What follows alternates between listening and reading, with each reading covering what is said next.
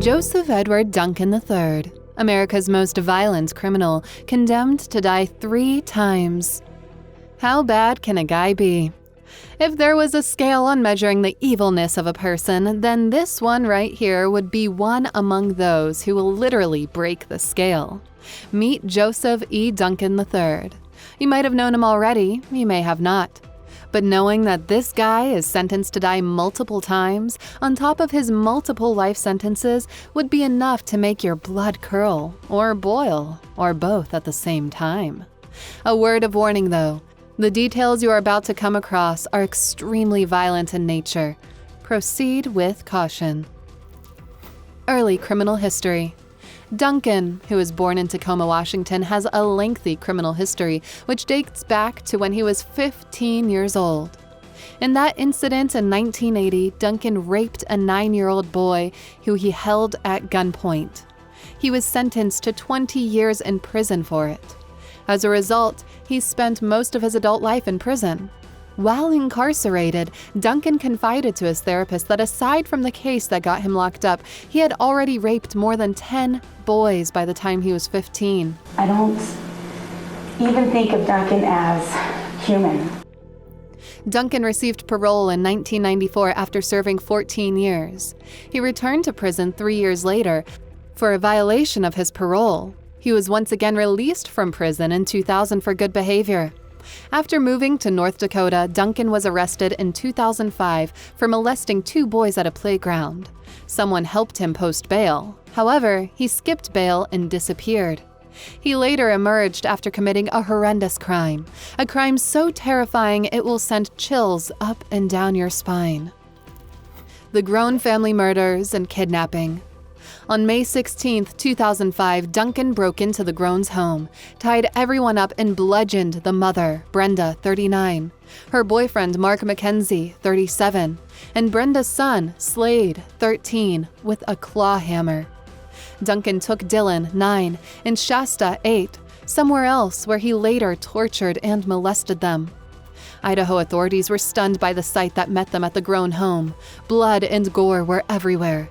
The faces of the victims could hardly be recognized.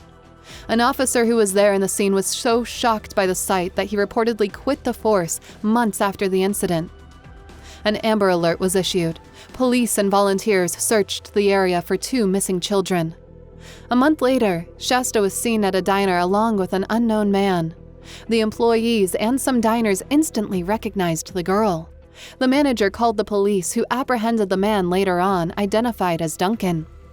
Days after Duncan's arrest, investigators found human remains at a campsite in the Lolo National Forest, near St. Regis, Montana. The remains were positively identified as those of Dylan Groan. The gruesome details. According to accounts, Duncan took Dylan and Shasta in a stolen Cherokee Jeep. He brought them to the aforementioned campsite. He kept them there for weeks, while forcing them to have sex with him and torturing them. Duncan made a video of his exploits. It was later shown, much to the shock of everyone in the courtroom.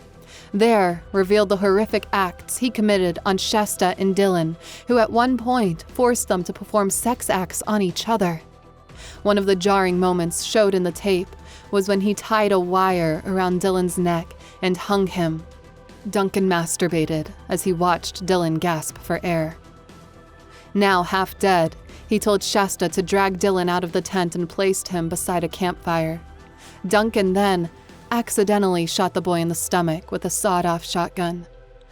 With his guts hanging out, Duncan thought it was already too late to save Dylan, and so he shot the poor boy in the head, completely killing him.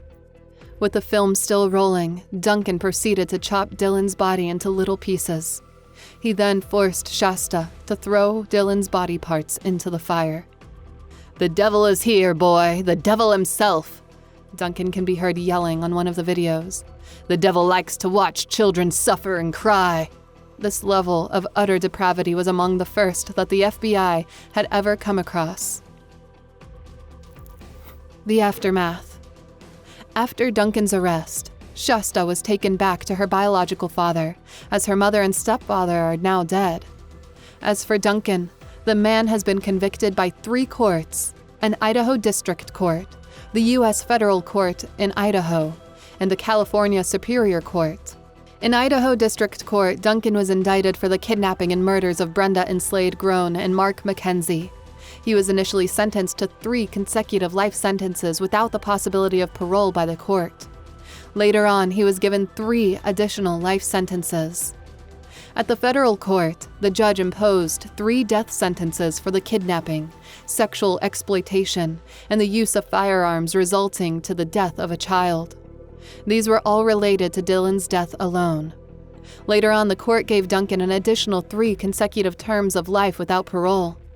In the California State Court, Duncan was indicted for the death of Anthony Martinez, his rape murder victim in 1997.